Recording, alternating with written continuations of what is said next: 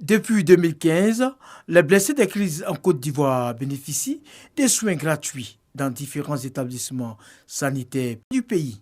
Ce, après la signature d'une convention entre le département en charge des victimes et le ministère de la Santé.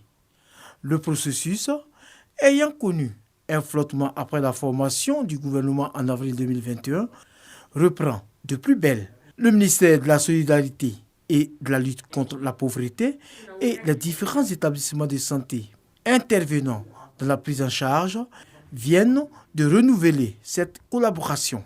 Les victimes, quand elles arrivent dans nos hôpitaux, elles sont munies d'un bon de prise en charge. Et avec ce bon-là, elles rentrent dans nos hôpitaux et elles sont prises en charge. Ça veut dire que si, du temps déjà de la cône arrive, c'est des listes qui sont déjà établies.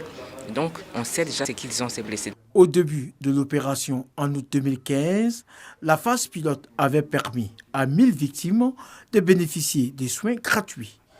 Aujourd'hui, ce sont plus de 4000 blessés qui sont concernés. Un soulagement pour les associations des victimes et des blessés. Il faut d'abord remercier le chef de l'État et puis surtout son gouvernement, son ministère de la Solidarité, vient de reprendre le volet de la prise en charge. Je souhaite que le ministère va plus loin encore en donnant des bons et en donnant leur des transports pour aller jusqu'au lieu où ils doivent se soigner. C'est un grand soulagement pour moi personnellement et vraiment je crois que ça serait un grand soulagement aussi pour toutes les victimes qui ont besoin de la prise en charge.